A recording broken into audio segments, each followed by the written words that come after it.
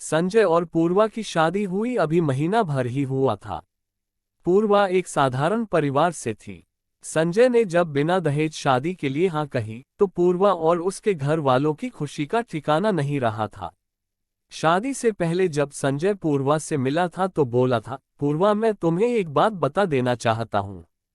अगर तुम्हें मंजूर हो तो शादी के लिए हाँ कहना, वरना तुम इनकार कर सकती हो। कहिए, मेरी माँ को पागलपन के दौरे पड़ते हैं। उनकी देखभाल तुम्हें ही करनी होगी। मेरे 2 छोटे भाई और एक छोटी बहन है जो तुमसे भाभी नहीं, एक माँ जैसी उम्मीद रखेंगे। क्या तुम इतनी जिम्मेदारियां उठा पाओगी? संजय ने पूर्वा की आंखों में झांकते हुए पूछा था। मैं आपके विश्वास की कसौटी पर खरी उतरने की कोशिश करूंगी। पूर्वा के होठों पर मुस्कान थिरक उठी थी। पूर्वा बहू बनकर आई तो एक बंद कमरे की खिड़की से उसने सास को देखा था। वह चौकी पर बैठी न जाने क्या क्या बुदबुदा रही थी। सफेद साड़ी से लिपटा उनका गोरा बदन ऐसा लग रहा था मानो संगमरमर की कोई जीती जागती मूर्ति हो। कौन कहेगा ये पागल है? चेहरे का तेज तो महारानियों को भी मात करता है, पूर्वा सोचने लगी थी। घर में कदम रखते ही पूर्वा ने बिखरे हुए घर को आंचल में समेट लिया था। वह खूब जतन से सास की सेवा करती, उनके कपड़े बदलती, उन्हें खाना खिलाती। उसे हैरानी होती, मांजी इतनी शांत रहती है, किसी से कुछ कहती भी नहीं। बस अपने आप में खोई न जाने क्या बुदबुदाती रहती हैं। पागल क्या ऐसे होते हैं? पर एक रात उसे अपने सवाल का जवाब मिल ही गया। उस रात सबको खाना खिलाने के बाद वह खाना लेकर सास के कमरे में गई तो चौंक पड़ी थी। आज उनकी आंखों में उसे कुछ अलग ही भाव नजर आए थे। हमेशा खोई खोई सी रहने वाली आंखों में क्रोध और तिरस्कार लहरा रहा था। पूर्वा ने खाना उनके सामने रखकर कहा, मां जी खाना खा लीजिए। मां ने आंखें तरेर कर बहू को देखा, यह खाना मैं खाऊंगी, और दाल की कटोरी उठाकर पूर्वा की ओर खींच मारी थी। पूर्वा की चीख निकल गई थी। कटोरी उसके माथे से टकराकर झन्ना से जमीन पर जा गिरी थी। माथे का लहू बहकर उसके चेहरे को रक्त रंजित कर गया था। उसकी चीख सुनकर सब दौड़े आए थे। संजय ने छोटे भाई को आवाज दी थी, राजू जल्दी से रस्सी ला, लगता है माँ को फिर से दौरा पड़ गया। तीनों भाइयों ने माँ को जबरदस्ती पकड़कर रस्सी से पलन के साथ बांध दिया था। चीख चीख कर माँ के होठों से झाग निकल रहा था। आंखें लाल हो गई थीं। बिखरे बालों से उनका रूप और डरावना लग रहा था। वह चीख रही थी, राजकुमारी ऐसा खाना खाती है, सूखी रोटी, सिर्फ एक सब्जी, पानी जैसी दाल। कहाँ मर गए सारे रसोई? पूर्वा भय और आश्चर्य से जैसे जड़ हो गई थी। पूरी रात माथे के दर्द से उसे नींद नहीं आई थी। सुबह हल्की सी झपकी लगी तो सास की चीख सुनकर फिर से उठ गई।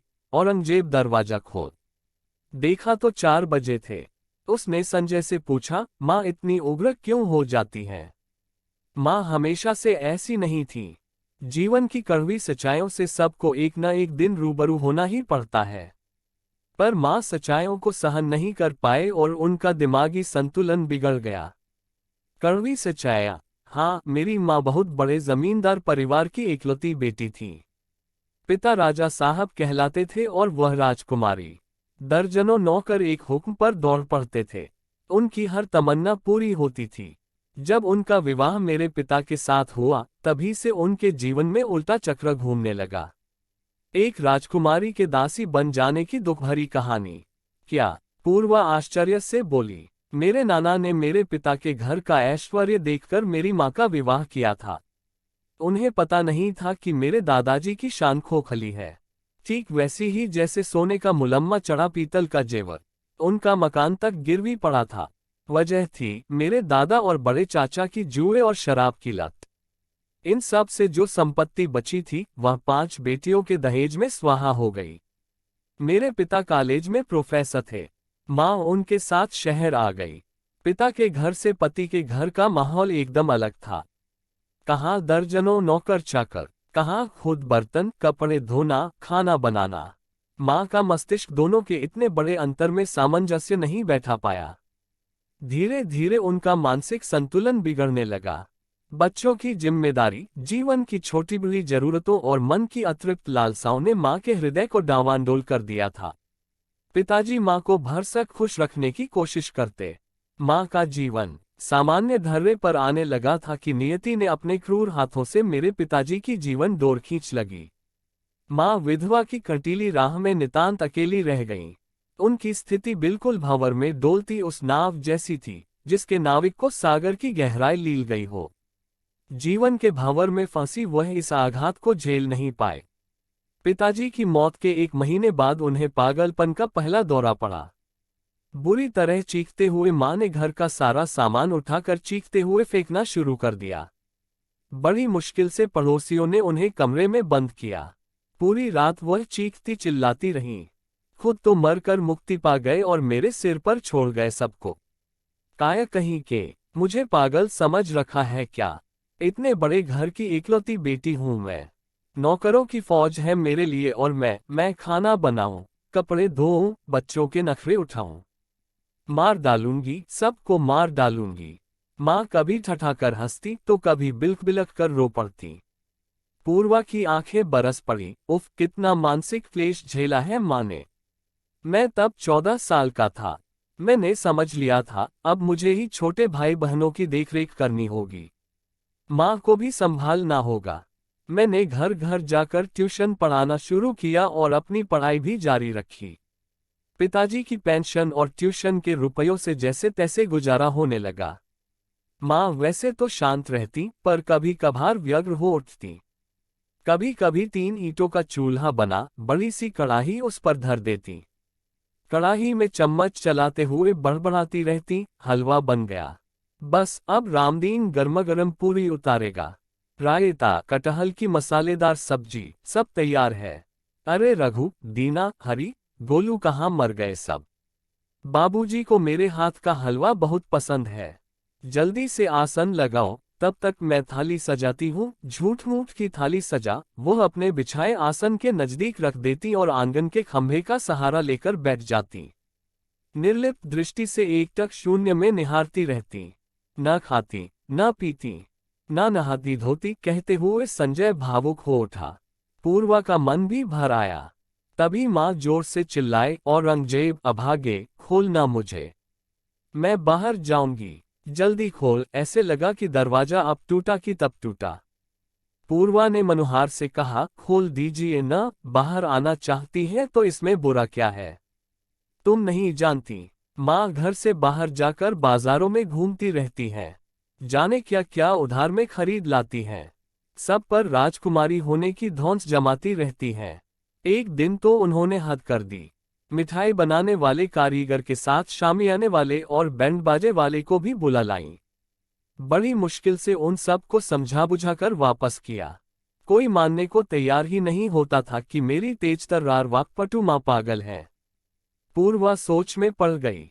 एक नारी के दिल के भाव को, उसके दर्द को एक नारी ही समझ सकती है। बेटी के विवाह की लालसा से माँ यह सब करती है।